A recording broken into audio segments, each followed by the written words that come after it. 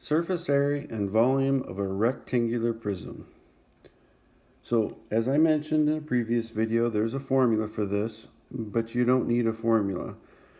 You know that a rectangle is base times height, and that's all you need for this. So the thing you have to realize is that if I'm going to find the total area, that it's just a bunch of rectangles.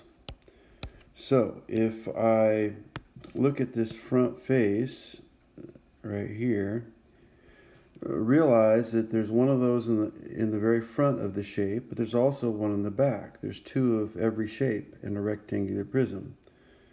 So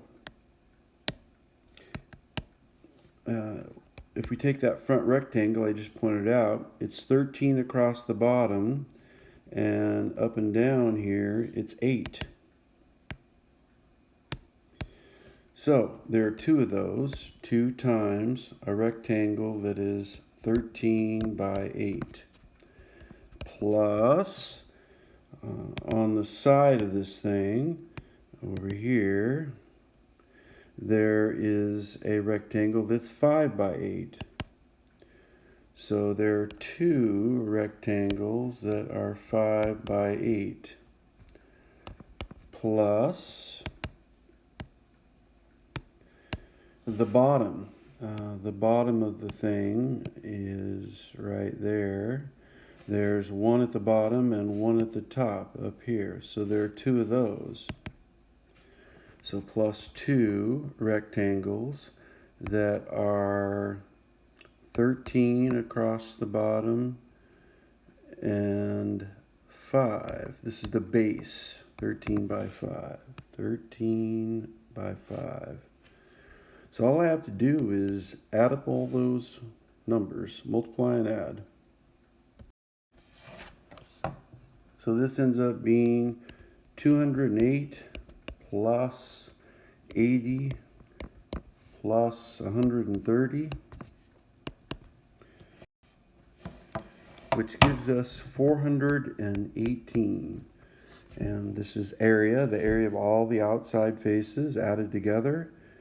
This is measured in squares, so it's meters squared, or you can write square meters. The volume is a little bit easier to get. Remember, the volume of a prism is the area of the base times the height. And the base doesn't have to be what it's sitting on, but what has to happen with the base, this shape here can be a base because it occurs twice. It's throughout the object. It's at the bottom, but it goes all the way through the object to the top. This will make more sense when we get into some different bases like triangles and pentagons and hexagons. But area of the base times the height, or in a rectangular prism, length times width times height. But the area of the base is 5 times 13 times the height, which is 8. So 5 times 13 is 65 times 8. And 65 times 8 is 520.